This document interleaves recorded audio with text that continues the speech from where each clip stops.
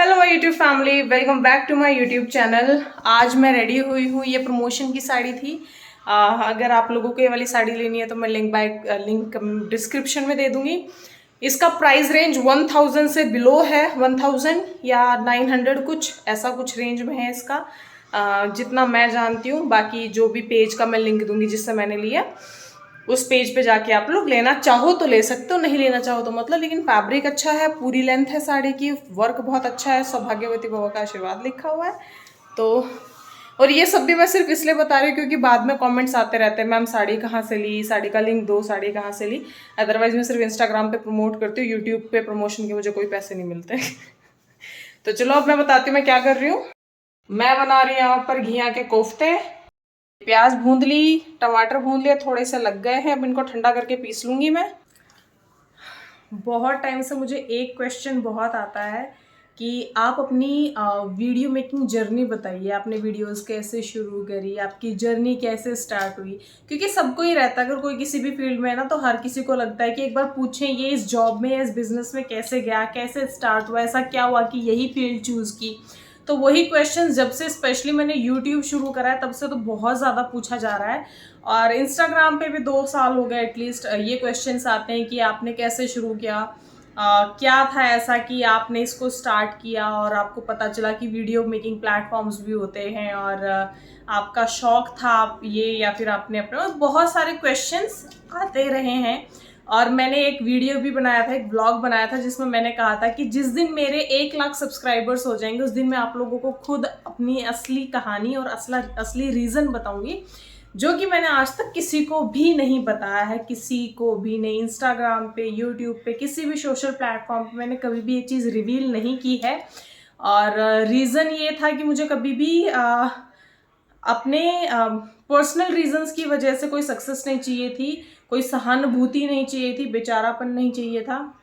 मैं मेहनत करना चाह रही थी और अपने टैलेंट के बेस पे कुछ अचीव करना चाह रही थी, जो मुझे लगता है कुछ हद तक अचीव हो चुका है। और जो कि मैंने बोला था कि 1 लाख सब्सक्राइबर्स हो जाएंगे तो मैं डेफिनेटली आप लोगों को बताऊंगी कि मैं इस फील्ड में कैसे गई, पहले मैंने कैसे शुरुआत करी, क्या रीज़न था। जो कि मोस्टली आज भी आप मेरे पुराने ब्लॉग्स देखोगे तो आपको नीचे कमेंट सेक्शन में मिल जाएंगे यही कमेंट्स कि आप अपनी जर्नी बताइए, आपने स्टार्ट कैसे किया, बेसिक से एकदम।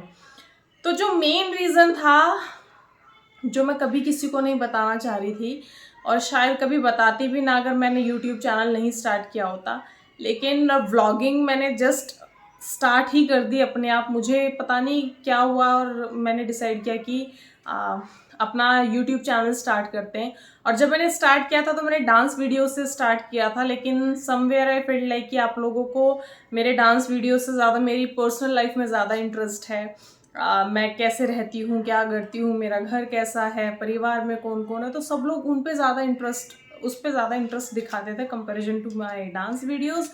सो मैंने उसको व्लॉग में कन्वर्ट कर दिया चैनल को और मैंने ब्लॉगिंग स्टार्ट कर दी। तो मैं अब आज आप लोगों को बताती हूँ कि जो मेरा मेन रीज़न था वीडियो मेकिंग का वो क्या था। मेरी शादी हो गई थी 2014 में, 2014 के दिसंबर में मेरी शादी होगी। तो सॉरी, मैं 16 और 14 में कंफ्यूज हो जाती हूँ। 16 को मेरी बेटी का बर्थ हुआ था, तो दिसंबर 2014 में मेरी शादी हुई थी। शादी के मेरी बेटी के पैदा होने 2016, लाइक मेरी बेटी के पैदा होने के बाद जब मेरी बेटी 2 साल की हो गई थी तो हम लोगों को पता चला कि मेरे हस्बैंड को ब्लड कैंसर है। और वो सबसे बड़ा झटका था, सदमा था। ये आप समझ लो कि इमिडिएटली सब कुछ बदल जाना लाइफ में, कुछ समझ ना आना क्या करना है। तब तक भी मुझे ऐसा कुछ था नहीं। तो हुआ क्या कि जब मेरी बेटी अप्रॉक्स 2 साल की हो गई थी तब हमें पता चला कि मेरे हस्बैंड को कैंसर है। और हमने डॉक्टर को दिखाया। और क्योंकि मेरे हस्बैंड बहुत ही सिंपल इंसान है, कभी वो बाहर का जंक फूड नहीं खाते, कभी वो ड्रिंक नहीं करते, कोई बैड हैबिट्स नहीं है उनमें।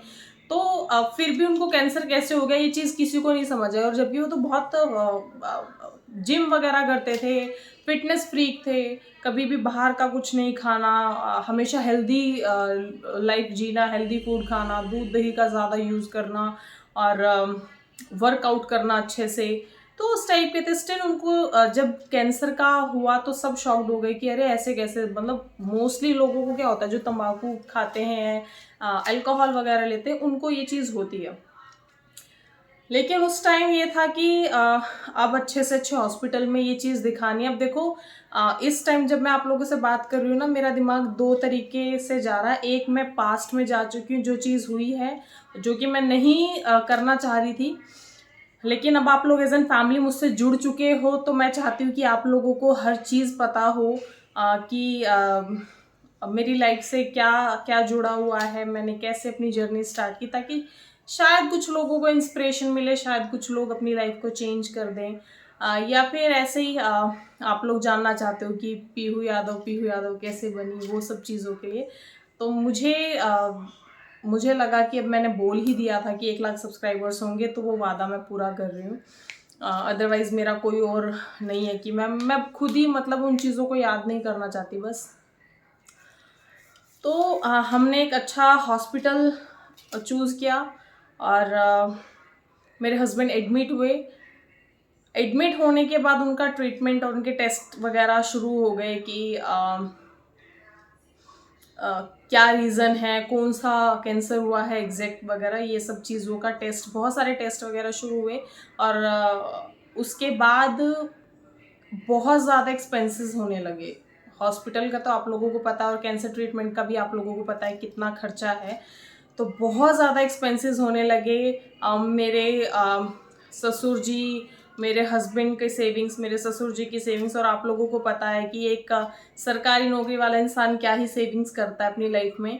तो वैसे ही बहुत खर्चे थे, शादी हुई थी रिसेंटली और बहुत सारे खर्चे होते, तो इतनी कुछ सेविंग्स होती नहीं है खास, लेकिन जितनी भी सेविंग्स थी वो सबकी धीरे धीरे ख़त्म होती जा रही थी।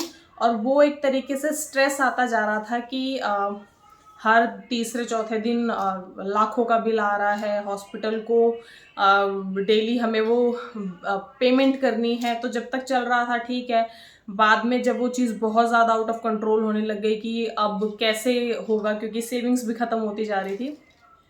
तो ऐसा नहीं था कि किसी ने मुझे कुछ बोला हो, लेकिन मेरा खुद का एक कंसर्न हो रहा था कि इतनी पढ़ाई का क्या फ़ायदा जब मैं अपनी फैमिली को ही सपोर्ट नहीं कर पा रही हूँ, अपने हस्बैंड को फाइनेंशियल सपोर्ट नहीं कर पा रही हूँ। और उससे पहले मैं आप लोगों को बता दूँ कि मेरा कभी कोई वीडियो मेकिंग में कोई इंटरेस्ट नहीं था। मेरा कभी किसी ऐसा नहीं था कि मैं वीडियोस बनाती थी या मैं इस फील्ड में थी या मुझे पता था वीडियो मेकिंग भी कोई प्लेटफॉर्म होते हैं। मैं इन सब चीज़ों से बहुत दूर थी, मुझे दूर दूर तक कोई नॉलेज नहीं थी कि ऐसी ऐप्स होती हैं, यहाँ वीडियोज़ बनती है या ऐसे वीडियो बनानी है। इवन मैं इतना कोई डांस भी मुझे नहीं आता था। तो पहले मैं तैयारी करी थी एसएससी की। जब मेरी शादी हुई थी तो मैंने अपना कॉलेज कंप्लीट किया था, ग्रेजुएशन, फिर मैंने अपनी पोस्ट ग्रेजुएशन कंप्लीट कर दी। ग्रेजुएशन कंप्लीट करके ही आई थी मैं। मेरा लास्ट सेमेस्टर रह गया था जब मेरी शादी हुई थी, तो वो लास्ट सेमेस्टर में रह गया था, इन द सेंस लास्ट सेमेस्टर चल रहा था। फिर मैंने अपनी पोस्ट ग्रेजुएशन कंप्लीट करी और उसके बाद मैंने एसएससी की प्रिपरेशन करनी शुरू कर दी थी, कोचिंग वगैरह लेके। लेकिन ऑब्वियसली इतने जल्दी किसी को जॉब मिलती नहीं है। तो फिर हस्बैंड का जब कैंसर हुआ तो उस टाइम मुझे था कि कोई ऐसी चीज़ मिले कि इमिडिएटली मैं फाइनेंशियली हेल्प कर सकूँ, सपोर्ट कर सकूँ। तो बस वही चीज़ थी, स्ट्रेस था। और उस टाइम पे जब मैं कॉल किया करती थी अपने फ्रेंड सर्कल को, नोन को, रिलेटिव्स को कि भाई हमें ब्लड चाहिए, ओ नेगेटिव प्लेटलेट्स चाहिए, ओ नेगेटिव ब्लड ग्रुप की, तो प्लीज़ आप लोग आए, सपोर्ट कीजिए। तो कुछ क्लोज वंस थे जिनसे मैं थोड़ा शेयर कर लेती थी कि ऐसे ऐसे इश्यूज़ आ रहा है, बहुत ज़्यादा बिल बनता है और पता नहीं कैसे चीज़ें चलेंगी। और ऐसा नहीं है, गवर्नमेंट ऑब्वियसली गवर्नमेंट एम्प्लॉय है, तो जो खर्चा हो रहा था उसका कुछ परसेंट हमें सरकार की तरफ से मिल रहा था। लेकिन उस प्रोसीजर को महीना 1.5 महीना लग जाता था। लेकिन जो हॉस्पिटल थे उनको टाइम पे चाहिए होता था पेमेंट, 3 दिन में, 4 दिन में वो हमें कॉल करते थे कि आप आइए और अपना बिल क्लियर कीजिए। तो जो गवर्नमेंट देती थी वो हमें जो प्रोसीजर में टाइम लग जाता था वो कभी महीना, कभी 1.5 महीना, कभी 2 महीने ऐसे लग रहे थे। और मेरे हस्बैंड का ट्रीटमेंट कॉन्टीन्यूसली 6 मंथ्स तक चला था। तो उस टाइम मैंने जब कॉल किए फ्रेंड्स वगैरह को, तो मेरी एक फ्रेंड थी, उसने मतलब अच्छी फ्रेंड थी, क्लोज फ्रेंड है, तो उसने मुझे सजेस्ट किया था जब मैं उससे कह रही थी कि ऐसे ऐसे इश्यूज़ आ रहे हैं, इतने एक्सपेंसेस हैं ऑल। तो उसने मुझे सजेस्ट किया कि पीहू दी एक एप्लीकेशन है, अगर आपको कोई इश्यू ना हो तो आप उस एप्लीकेशन को ज्वाइन करो, अभी नई आई है मार्केट में। उस पर बस आपको सिंपल म्यूजिक चलेगा, उस पर लिपसिंग करनी है और वीडियो अपलोड करनी है। पहले इतना कोई रूल रेगुलेशंस नहीं हुआ करते थे, तो उस टाइम मैंने इतना इंटरेस्ट नहीं दिखाया। लेकिन जैसे जैसे टाइम थोड़ा जा रहा था, लाइक डेली कॉल्स आ रहे थे। आप लोग शायद थोड़े बहुत लोग जानते भी होती, हॉस्पिटल कितना प्रेशर डालता है अपने बिल्स को क्लियर करवाने के लिए। वो ज़्यादा टाइम नहीं दे पाते क्योंकि उनके ऊपर भी आगे से प्रेशर आ रहा होता है कि ये बिल्स क्यों ड्यू हैं।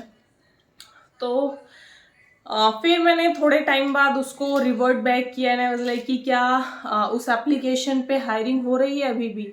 तो उसने कहा हाँ। फिर मैंने अपने हस्बैंड से बात की कि ऐसे ऐसे एक एप्लीकेशन है और मुझे बताया है मेरी फ्रेंड ने कि आप उस पर वीडियो बनाओ और आपको अच्छा पेमेंट मिल जाएगा। तो मेरे हस्बैंड वैसे ही जिस सिचुएशन से गुजर रहे थे, तो उनका था कि एटलीस्ट मैं स्ट्रेस फ्री हो जाऊँ। वो चाह रहे थे कि मैं स्ट्रेस फ्री हो जाऊँ, मेरा थोड़ा माइंड डाइवर्ट होगा, और मैं चाह रही थी कि थोड़ा बहुत मैं फैमिली को सपोर्ट कर पाऊँ, मेरा ये दिमाग में चल रहा था। तो मैंने वो एप्लीकेशन ज्वाइन की।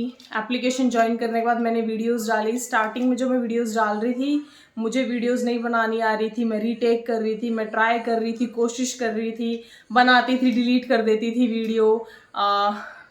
फिर धीरे धीरे जब मैंने कोशिश करी तो 3 से 4 दिन में मुझे आ गई वीडियोस बनाना।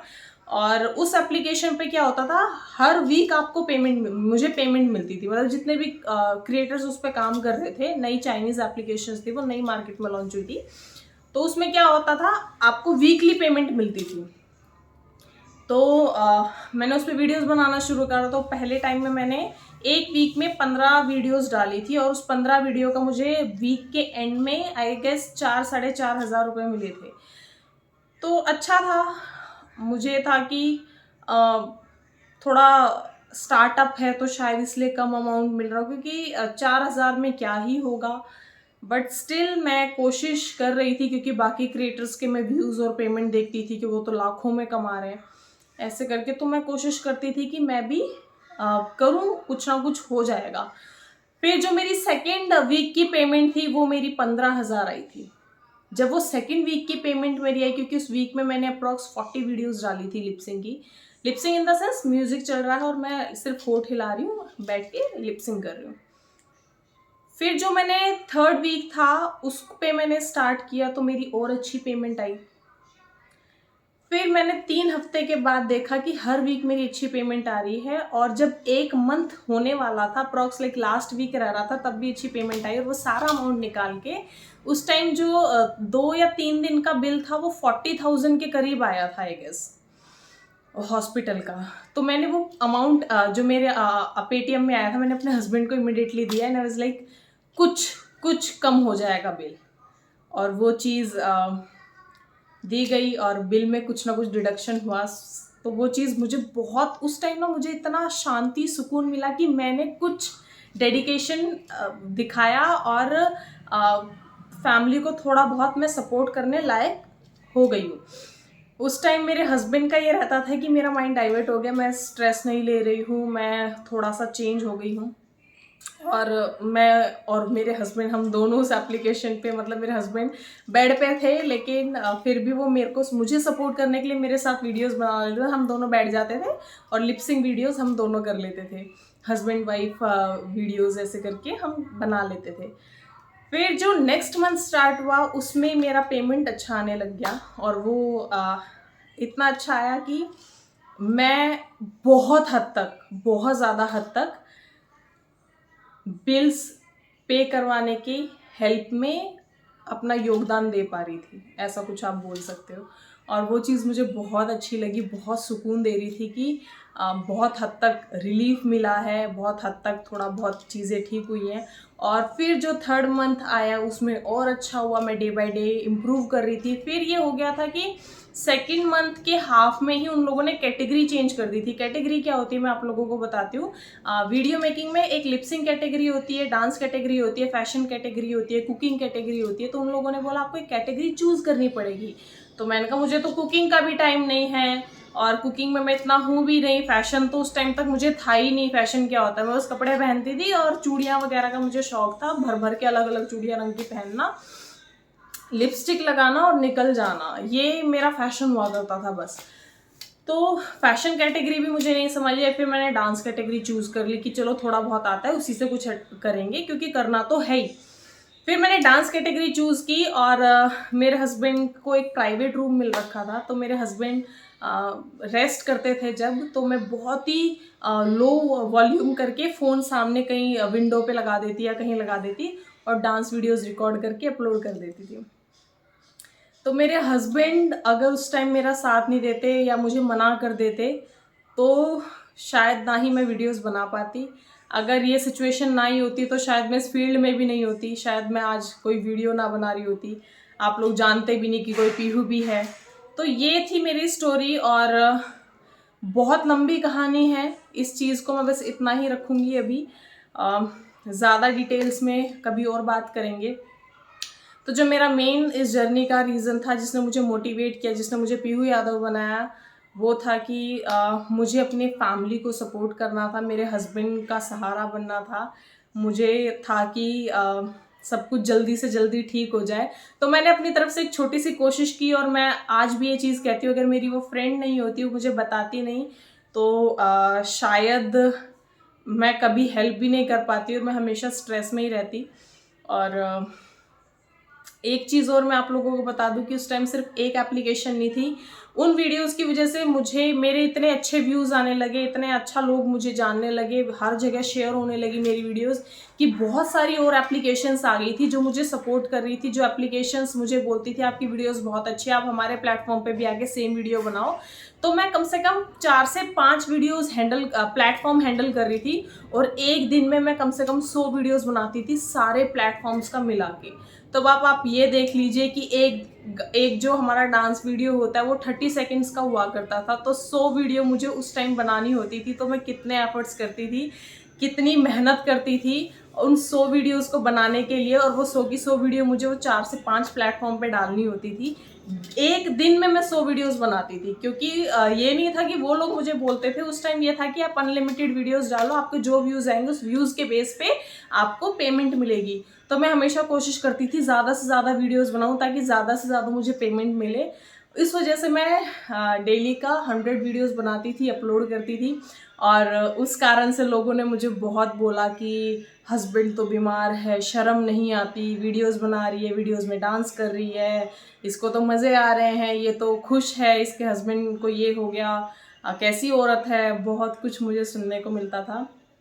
तो मेरा दिमाग उस टाइम था, घर पे रहता था, मेरी बच्ची है घर पे, मेरा दिमाग हॉस्पिटल में मेरे हस्बैंड के ऊपर रहता था। मेरा दिमाग रहता था कि ओ नेगेटिव ब्लड डोनेट करने वाले आ जाएं, प्लेटलेट्स डोनेट करने वाले आ जाएं। मेरा दिमाग होता था कि वीडियोस बनानी है क्योंकि अर्न भी करना है, बहुत सारी चीज़। और एक चीज़ मैं अब भी आप लोगों को बता दूं, मुझे कभी ये नहीं था कि मुझे काम करना ही करना है, लेकिन मेरा खुद का था कि कभी किसी से उधार ना लेना पड़े, कभी किसी के आगे हाथ ना फैलाने पड़े।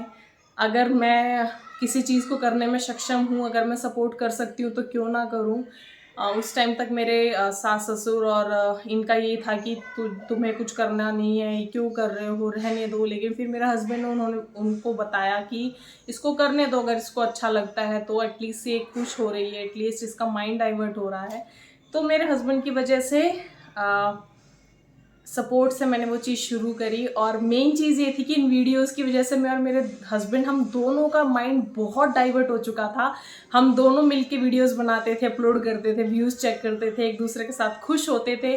हमारा टाइम पास कैसे हो जाता था हमें पता नहीं चलता था, क्योंकि वीडियो जब बनाने बैठते तो रीटेक होते हैं, खुद हंसते, एक दूसरे को हंसाते हैं, खुद की एक्टिंग देख के हमें इतनी खुशी होती है। फिर एक दूसरे की एक्टिंग देख के मजाक उड़ाते थे, अरे देखो आप कैसे लग रहे हो। मेरे हस्बैंड के सारे बाल उड़ गए थे तो, और वो बहुत कमज़ोर हो गए थे, तो मैं उनको कहती थी अरे देखो कैसे लग रहे हो, अरे देखो कैसे लग रहे हो। तो लेकिन उस टाइम की सबसे बेस्ट पार्ट मैं आप लोगों को बताऊँ क्या था, बहुत ज़्यादा व्यूज़ आते थे, लाखों में व्यूज़ आते थे, लेकिन कभी भी किसी ने कोई बुरा कमेंट नहीं किया, कभी भी किसी ने मेरे को और मेरे हस्बैंड के बारे में नहीं बोला कि अरे तुम्हारे साथ कौन है। क्योंकि आप खुद ही देख लीजिए कि कीमोथेरेपी के बाद बाल उड़ जाना, एकदम कमज़ोर हो जाना, इंसान कैसा दिखने लग जाता है। मुझे कभी ट्रोल नहीं किया गया, लेकिन आज जो लोग मुझे कमेंट करके ट्रोल करते हैं ना कि आपके हस्बैंड को देखो और आपको देखो, उन सबको मेरा सिर्फ एक ही जवाब है, शादी उससे करो जो आपको जीवन भर खुश रख सके। शक्ल देख के प्यार करके कहाँ जाओगे? शक्ल देख के प्यार कर रहे हो, फिर तुम्हें गाली दे रहा है, रिस्पेक्ट नहीं कर रहा, तुम्हारी फैमिली की रिस्पेक्ट नहीं कर रहा। मेरी नज़रों में मेरे हस्बैंड से ज़्यादा स्मार्ट कोई नहीं है, मेरे हस्बैंड से ज़्यादा सुंदर कोई नहीं है, और मेरे हस्बैंड मेरे लिए सब कुछ है। तो आप लोग चाहे कितना भी बकवास कर लो, मैम आप ऐसी दिखती हो, आपके हस्बैंड ऐसे हैं, बल्कि मैं कहती हूँ कि मैं लकी हूँ जो मुझे ऐसे हस्बैंड मिले, क्योंकि जिस हिसाब से मैं शॉर्ट टेम्पर्ड हूँ, मुझे जल्दी गुस्सा आ जाता है, जितना ये मुझे संभालते हैं, जितना ये मुझे सपोर्ट करते हैं, कहीं और होती तो शायद कोई नहीं करता, कोई इतना मुझे नहीं बर्दाश्त करता। तो मेरे हस्बैंड मेरे लिए सब कुछ हैं। आप लोग चाहे कुछ भी कमेंट करो, मुझे फ़र्क नहीं पड़ता है, लेकिन दूसरों की जोड़ियों पे कमेंट करने से पहले अपनी खुद की जोड़ी देखना। नहीं बनी है तो बनेगी तब देख लेना, अपने पेरेंट्स की जोड़ी देख लेना। जो कपल खुश है उसकी जोड़ी बेस्ट है। जो कपल खुश नहीं है, तुम चाहे शक्ल देख लो, पैसा देख लो, अमीरी देख लो, कुछ देख लो, अगर शादी के बाद वो कपल खुश ही नहीं है तो उस जोड़ी का क्या करना। तो ये थी मेरी स्टोरी। बस इससे ज़्यादा फिलहाल कुछ नहीं बोलूँगी।